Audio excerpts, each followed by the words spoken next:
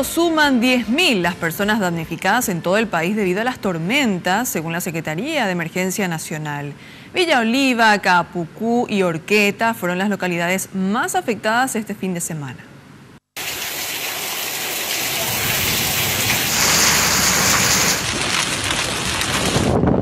Casi medio kilo cada uno. Una gran cantidad de viviendas destechadas, instituciones educativas dañadas, comisarías destrozadas, tinglados municipales derrumbados, son imágenes de lo que dejó la tormenta a su paso en distintos departamentos del país. También se registraron caídas de granizos que impactaron sobre precarios techos. Cultivos de consumo también se perdieron. Por mí porque estaba llorando desesperadamente, mi señora también estaba así, entonces estábamos debajo de la mesa. Después le dije a mi señora cuando se fue el techo, le dije vamos a salir afuera, le dije no vamos a quedarnos acá, no mami. Pero por suerte no salimos porque como verán ustedes se cayeron parte de la casa también, pues, y a lo mejor nos iba a acertar algún segmento del material.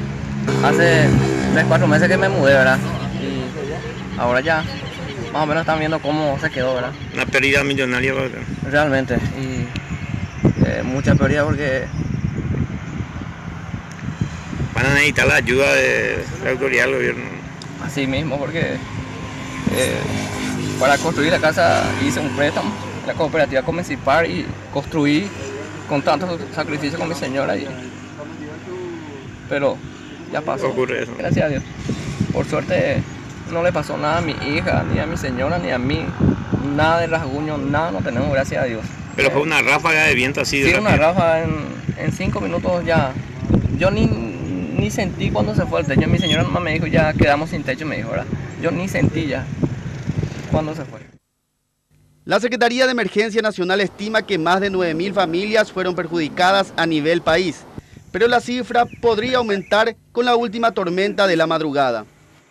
En este momento estamos entregando en mayor cantidad chapas, colchones, frazadas y en algunos casos, pero muy puntuales, kit de alimentos para aquellas familias que con la voladura de techo o el derrumbe de su vivienda han perdido alimentos que estaban siendo almacenados a lo mejor en sus viviendas. Por tanto, sí estas familias van a recibir el apoyo en materia de seguridad alimentaria desde el Gobierno Nacional a través de la Secretaría de Emergencias.